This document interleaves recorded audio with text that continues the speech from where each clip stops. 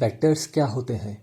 अगर सीधे और सरल शब्दों में कहूँ तो कोऑर्डिनेट सिस्टम में वेक्टर एक मैथमेटिकल ऑब्जेक्ट है जिसके पास दो चीज़ें होती हैं, नंबर और डायरेक्शन। उदाहरण, एक वेक्टर u है जो है नंबर 2 और वेक्टर की डायरेक्शन को रिप्रेजेंट किया है इस एंगल से जो है 30 degrees counter clockwise from positive x axis. तो पॉजिटिव एक्स एक्सिस ये है, यहाँ से हम 30 डिग्रीज एंगल काउंटर क्लॉकवाइज जाएंगे तो हमारा u वेक्टर इस डायरेक्शन में है। दूसरा एग्जाम्पल देखते हैं। एक दूसरा वेक्टर है v जो है नंबर 5 और इसकी डायरेक्शन है 150 degrees counter clockwise from positive x axis. तो फिर से कोऑर्डिनेट सिस्टम में पॉजिटिव एक्स एक्सिस से 150 डिग्रीज काउंटर क्लॉकवाइज एंगल ये वाली डायरेक्शन है जो हमारे v वेक्टर की डायरेक्शन है। तो ये दोनों वेक्टर्स हैं। तो फिर से वेक्टर एक मैथमेटिकल ऑब्जेक्ट है जिसके पास एक नंबर है और एक डायरेक्शन है। वेक्टर के इस नंबर को वेक्टर का मैग्नीट्यूड या वेक्टर की साइज कहते हैं। तो वेक्टर u की साइज है 2 और वेक्टर v की साइज है 5। कोऑर्डिनेट सिस्टम में वेक्टर को हम एरो से रिप्रेजेंट करते हैं जिसकी लेंथ वेक्टर के साइज के बराबर होती है या उस साइज के प्रोपोर्शनल होती है और एरो की डायरेक्शन वेक्टर की डायरेक्शन है। तो ये u वेक्टर के एरो की लेंथ है 2 और वो इस डायरेक्शन में पॉइंट करेगी 30 degrees counter clockwise from positive x axis. v vector है ये वाली एरो जो इस दिशा में पॉइंट करेगी और इसकी लेंथ है 5। यहाँ पे कहना जरूरी बनता है वेक्टर एरो नहीं है, वेक्टर एक ऐसी मैथमेटिकल एंटिटी है जिसे एरो से रिप्रेजेंट किया जाता है। एक और बात, हमने यहाँ पे वेक्टर्स को स्मॉल लेटर्स u और v से रिप्रेजेंट किया है। हम वेक्टर्स को किसी भी स्मॉल लेटर्स से रिप्रेजेंट कर सकते हैं पर उस लेटर के ऊपर हम राइटवर्ड्स पॉइंटिंग एरो डालते हैं।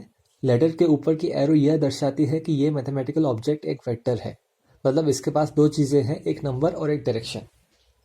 वेक्टर्स के कुछ और उदाहरण लेते हैं इसी कोऑर्डिनेट सिस्टम में। सपोज एक वेक्टर है p जिसकी साइज है 2.9 और इसकी डायरेक्शन है 45 degrees counter clockwise from negative x axis. अभी वेक्टर का मैग्नीट्यूड एक डेसिमल नंबर है और इसकी डायरेक्शन को भी थोड़े दूसरे तरीके से रिप्रेजेंट किया है। पहले दो वेक्टर्स की डायरेक्शंस पॉजिटिव एक्स एक्सिस के रिस्पेक्ट से दर्शाई थी, इसकी नेगेटिव एक्स एक्सिस के रिस्पेक्ट से दर्शाई गई है, परंतु उससे कोई फर्क नहीं पड़ता है। डायरेक्शन कैसे भी दर्शा सकते हैं परंतु यह जरूरी है कि वेक्टर की डायरेक्शन दर्शाई गई है। नेगेटिव एक्स एक्सिस से 45 डिग्रीज काउंटर क्लॉकवाइज ये वाली डायरेक्शन है कोऑर्डिनेट सिस्टम में और वेक्टर p को इस एरो से रिप्रेजेंट कर सकते हैं जिसकी लेंथ है 2.9। सपोज एक वेक्टर है f जिसकी साइज है स्क्वायर रूट ऑफ 3 और direction 120 degrees clockwise from negative y axis. अभी वेक्टर का मैग्नीट्यूड इरेशनल नंबर है। कोऑर्डिनेट सिस्टम में इरेशनल लेंथ की लाइन को ड्रॉ करना थोड़ा कठिन है, हम फिलहाल के लिए इसे अप्रॉक्सीमेट कर सकते हैं। तो नेगेटिव y एक्सिस से 120 डिग्रीज क्लॉकवाइज जाएंगे, इस एरो की length almost square root of 3 के बराबर है। यहाँ पे देख सकते हैं f वेक्टर और v वेक्टर की डायरेक्शन सेम है, सिर्फ दो अलग तरीकों से दर्शाई गई हैं। एक और एग्जांपल देखते हैं। सपोज वेक्टर है y जिसका मैग्नीट्यूड है 2 और डायरेक्शन है 30 degrees from positive x axis. आपसे प्रश्न है कि इस वेक्टर की एरो कोऑर्डिनेट सिस्टम में कहाँ पॉइंट करेगी। ये हमारे पहले एग्जाम्पल की तरह ही दिख रहा है, केवल अंतर यह है कि पॉजिटिव एक्स एक्सिस से 30 डिग्रीज का एंगल दिया है पर एंगल की डायरेक्शन नहीं दी है, क्लॉकवाइज या काउंटर क्लॉकवाइज। ऐसी दो डायरेक्शन संभव है जो पॉजिटिव एक्स एक्सिस से 30 डिग्रीज के एंगल पर है। हमारा वेक्टर y दोनों में से किसी भी डायरेक्शन में हो सकता है। क्योंकि यह डायरेक्शन वेक्टर की प्रॉपर डायरेक्शन को नहीं दर्शा रही है, हम कहेंगे कि ये वेक्टर प्रॉपरली डिफाइंड नहीं है। यह जरूरी है कि वेक्टर की दी गई डायरेक्शन वेक्टर को प्रॉपरली और यूनिकली रिप्रेजेंट कर रही है कोऑर्डिनेट सिस्टम में। ये तो 2 डायमेंशनल स्पेस की बात हुई। 3 डायमेंशनल कार्टेशियन कोऑर्डिनेट सिस्टम में भी वेक्टर्स होते हैं, वहाँ पे भी वेक्टर की डायरेक्शन को एंगल्स से दर्शाते हैं, पर 3D में एंगल की डायरेक्शंस क्लॉकवाइज और काउंटर क्लॉकवाइज कोई सेंस नहीं करती हैं। हम वेक्टर की डायरेक्शन को 3 एंगल से दर्शाते हैं जो vector positive x axis, positive y axis और पॉजिटिव जेड एक्सिस के साथ बना रहा है। 3D में किसी भी वेक्टर को प्रॉपरली और यूनिकली दर्शा सकते हैं इन 3 एंगल्स की सहायता से, मतलब वेक्टर जो एंगल बना रहा है पॉजिटिव एक्स वाई और जेड एक्सिस के साथ। 3D में हम इन्हें वेक्टर के डायरेक्शन एंगल्स कहते हैं। मैंने डायरेक्शन एंगल्स पर एक वीडियो बनाया है जो आपको application of vectors equation of lines के प्लेलिस्ट में आपको मिलेगा, अगर आप उसे देखना चाहते हैं तो। आगे बढ़ते हैं। हम हमारे 11th और 12th के मैथ के सिलेबस में केवल फ्री वेक्टर्स के बारे में चर्चा करेंगे, मतलब वेक्टर्स जो हम कोऑर्डिनेट सिस्टम में कहाँ पे भी रख सकते हैं, उनकी पोजीशन इंपॉर्टेंट नहीं होती है। इसीलिए हमने वेक्टर को एरो से रिप्रेजेंट करना तो सीखा, पर इस पर चर्चा नहीं की कि वेक्टर एरो को कहाँ पे बनाना चाहिए कोऑर्डिनेट सिस्टम में। कभी कभी कोऑर्डिनेट सिस्टम में वेक्टर को 2 पॉइंट्स के बीच में डिफाइन करते हैं। सपोज 2 पॉइंट्स हैं ए और बी, और हम वेक्टर डिफाइन करते हैं ए से बी तक।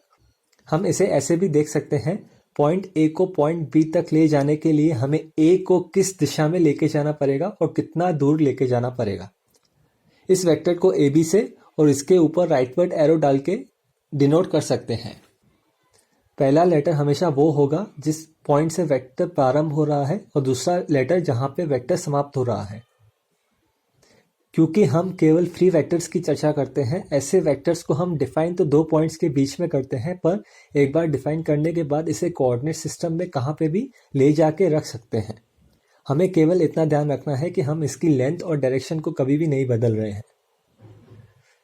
तो इस वीडियो में हमने देखा वेक्टर्स क्या होते हैं। तो फिर से, वेक्टर एक मैथमेटिकल ऑब्जेक्ट है जिसके पास एक नंबर है और एक डायरेक्शन है। पर प्रश्न है कि वेक्टर को ऐसे क्यों डिफाइन किया गया है, इन मैथमेटिकल ऑब्जेक्ट्स की एप्लीकेशंस क्या हैं। वेक्टर्स की बहुत सारी एप्लीकेशंस हैं मैथ, फिजिक्स, कंप्यूटर साइंस और अन्य शाखाओं में।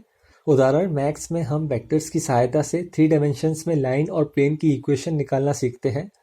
और भी बहुत सारी चीज़ों के लिए हम वेक्टर्स का उपयोग करते हैं, जैसे 3D में 2 लाइंस और 2 प्लेन्स के बीच में का एंगल निकालने के लिए।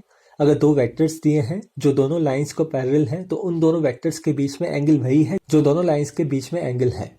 हम आने वाले वीडियोस में 2 वेक्टर्स के बीच में एंगल निकालने के 2 मेथड्स को देखेंगे।